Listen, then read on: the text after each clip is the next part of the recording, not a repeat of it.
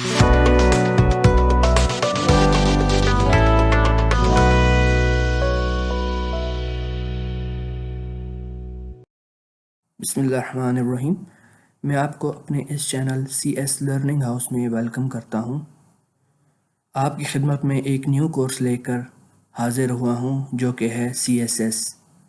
इस कोर्स में हम CSS के बारे में डिटेल में पढ़ेंगे, लेकिन उस तरफ जाने से पहले अगर आपने मेरे इस चैनल को अभी तक सब्सक्राइब नहीं किया तो काइंडली इसे सब्सक्राइब कीजिए और बेल आइकॉन पर क्लिक कीजिए ताकि फ्यूचर में अपलोड होने वाली वीडियोस की अपडेट्स आप बर वक्त हासिल कर सकें। तो चलते हैं CSS की पहली वीडियो की तरफ।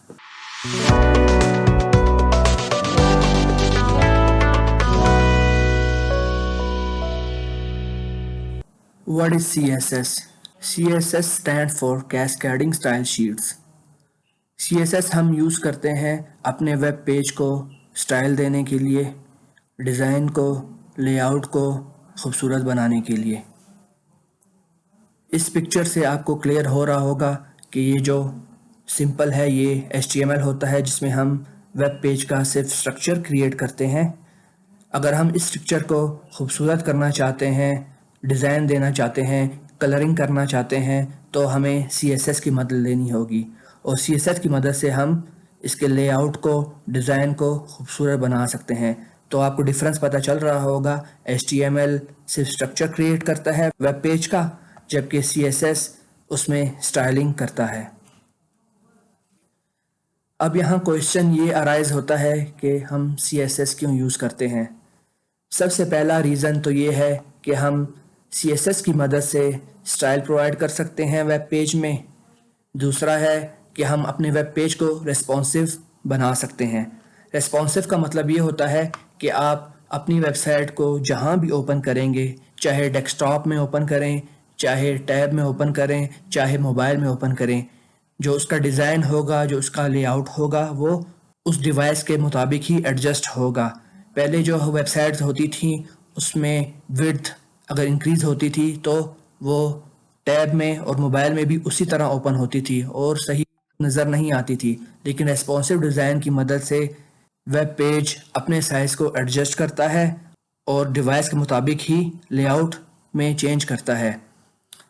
तीसरा रीज़न जो है CSS को यूज़ करने का वो है एनिमेशंस का। हम अपने वेब पेज में एनिमेशंस प्रोवाइड कर सकते हैं CSS की मदद से।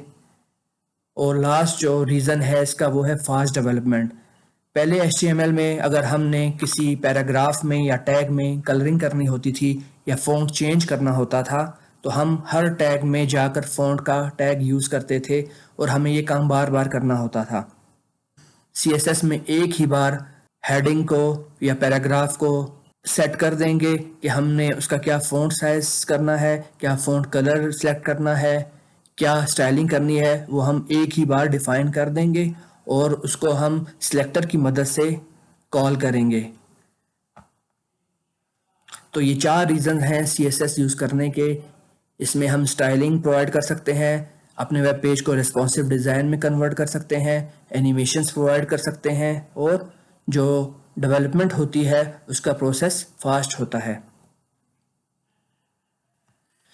CSS का जो सिंटैक्स है वो कुछ इस तरह होता है। ये जो आपको P नज़र आ रहा है ये सिलेक्टर है, यानी हमने किस टैग को सिलेक्ट करना है और किस टैग में हमने स्टाइलिंग करनी है।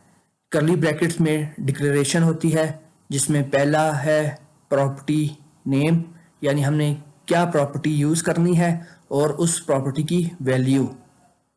फॉर एग्जांपल मैं पैराग्राफ में अपने फ़ॉन्ट का साइज़ बढ़ाना चाहता हूँ या डिक्रीज़ करना चाहता हूँ तो मैं फ़ॉन्ट साइज़ की प्रॉपर्टी यूज़ करूँगा और उसकी जो वैल्यू यूज़ करूँगा मैं वो पिक्सल में होगी, 12 पिक्सल, 14 पिक्सल एट्सेट्रा। इसी तरह अगर मैं उसी P टैग में मज़ीद प्रॉपर्टी यूज़ करना चाहता हूँ तो मैं सेमीकोलन से उसको सेपरेट करूँगा और नेक्स्ट प्रॉपर्टी यूज़ करूँगा कलर की। ये क्या करेगा, ये उसके फ़ॉन्ट के कलर को रेड में कन्वर्ट करेगा। ये पहली जो लाइन है ये टैग नेम के साथ यूज़ होती है। अगर आपने हेडिंग के टैग को चेंज करना है तो आप H1 लिखेंगे। अगर आपने कोई और टैग को टारगेट करना है तो आप वो टैग का नाम यहाँ लिखेंगे। सेकंड जो लाइन है को रिप्रेजेंट करती है।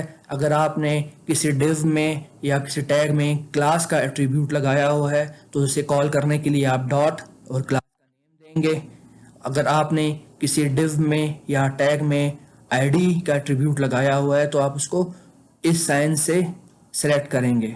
उम्मीद करता हूँ कि आपको CSS के बारे में थोड़ी सी नॉलेज हो गई होगी कि CSS क्या होता है और CSS को हम क्यों यूज़ करते हैं और इसका सिंटैक्स क्या होता है। अभी नेक्स्ट वीडियो में CSS के अगले टॉपिक को लेकर आपकी खिदमत में पेश होऊंगा। तब तक अल्लाह हाफिज़।